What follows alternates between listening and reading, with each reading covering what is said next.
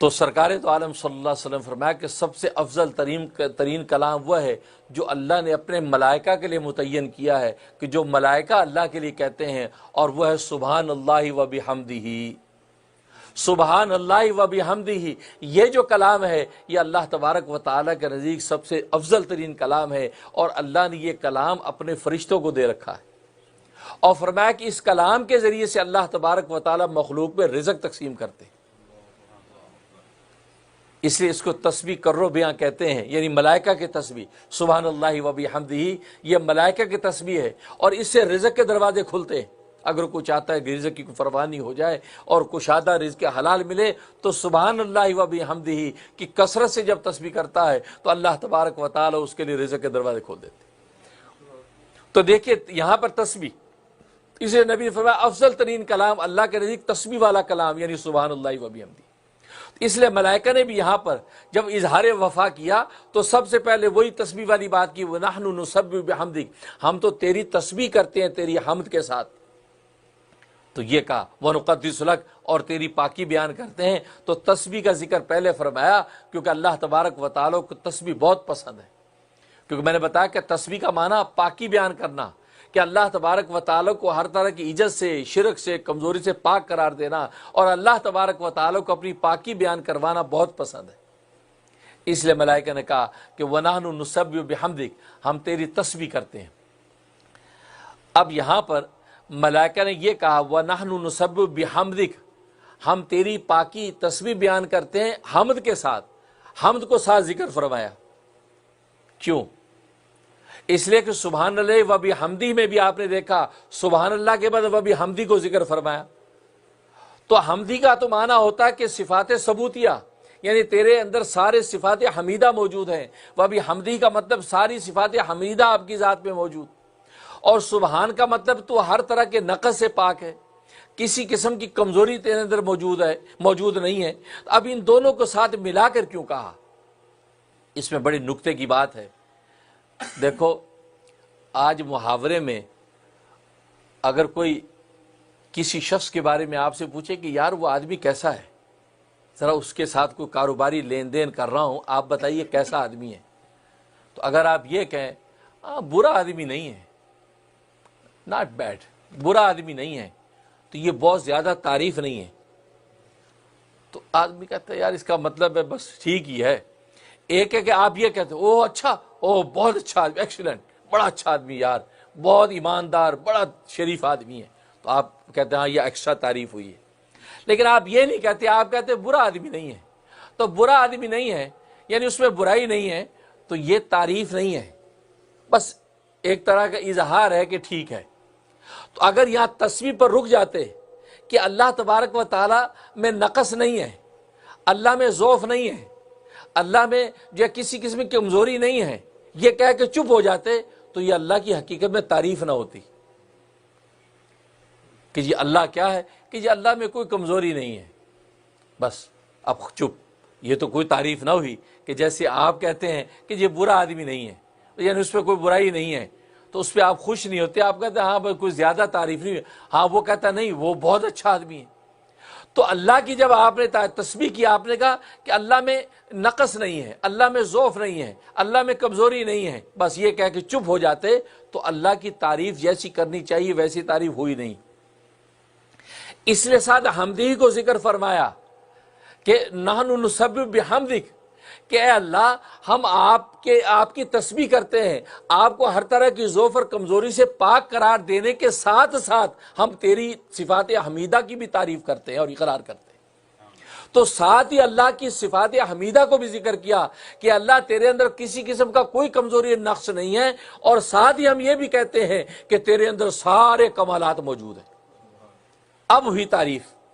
اب تعریف مکمل ہوئی۔ اگر صرف اتنا کہتے کہ تیرے اندر کوئی کمزوری نہیں ہے تو یہ تعریف کا حق ادا نہیں ہوا۔ اس لیے کہا وَنَحْنُ نُسَبِّحُ بِحَمْدِكَ، اے اللہ ہم تیری پاکی بیان کرتے ہیں کہ تیرے اندر کسی قسم کا کوئی نقص اور کمزوری نہیں ہے، بحمدی، لیکن اس چیز کے ساتھ ساتھ کہ تیرے اندر سارے کمالات موجود ہیں۔ اس لیے سبحان اللہ و بحمدہ میں بھی وہاں و بحمدہ ساتھ ہے کہ سبحان اللہ و بحمدہ، کہ ہم اللہ کی پاکی بیان کرتے ہیں اس حال میں کہ اللہ تبارک و تعالیٰ کی ذات ساری صفات حمیدہ کے ساتھ متصف ہے۔ لیکن فطری طور پر جب بھی کوئی بچہ پیدا ہوتا ہے تو وہ دین اسلام پر پیدا ہوتا ہے، فطرت کا نور لے کر پیدا ہوتا ہے۔ پھر اس کے بعد فرمایا سرکار دو عالم صلی اللہ علیہ وسلم نے فَأَبَوَاهُ يُحَوِّدَانِهِ أَوْ يُنَصِّرَانِهِ أَوْ يُمَجِّسَانِهِ، کہ بچہ پیدا تو دین فطرت پر ہوتا ہے، ہدایت کا نور لے کر پیدا ہوتا ہے، پھر اس کے ماں باپ اس کو یا تو یہودی بنا دیتے ہیں یا اس کو عیسائی بنا دیتے ہیں یا اس کو مجوسی بنا دیتے ہیں۔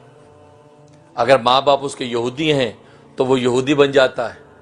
ماں باپ عیسائی ہیں تو وہ عیسائی بن جاتا ہے، ماں باپ اس کے مجوسی ہیں تو مجوسی بن جاتا ہے۔ گویا کہ ماں باپ اب اپنے ماحول کے مطابق اس کو ڈھال لیتے ہیں، لیکن اصل میں فطری نور بچہ لے کر پیدا ہوتا ہے اور فطرت اسلام پر اس کی بنیاد رکھی جاتی ہے۔ اب رہا یہ سوال کہ وہ تبدیل کیسے ہوتا ہے، ماں باپ اس کو کس طرح بدل دیتے ہیں، اس کو یہودی کیسے بنا دیتے ہیں، عیسائی کیسے بنا دیتے ہیں، مجوسی کیسے بنا دیتے ہیں؟ اس کا جواب اصل میں یہ ہے کہ دنیا کے اندر انسان جب نور فطرت لے کر آیا، اب اس نور فطرت کو تبدیل ہونے کے 3 سبب بنتے ہیں۔ ایک سبب حجاب علم، دوسرا سبب حجاب طبع، اور تیسرا سبب حجاب رسم۔ حجاب علم کا مطلب یہ ہے کہ اس ماحول اور معاشرے میں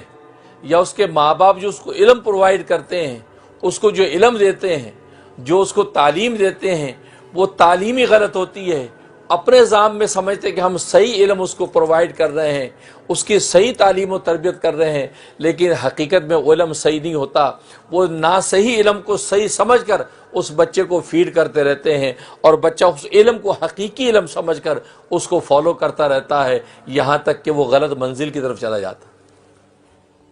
جیسے کسی کو اگر آپ غلط راستہ بتا دیں کہ یہ راستہ آپ کی فلاں منزل کو جاتا ہے،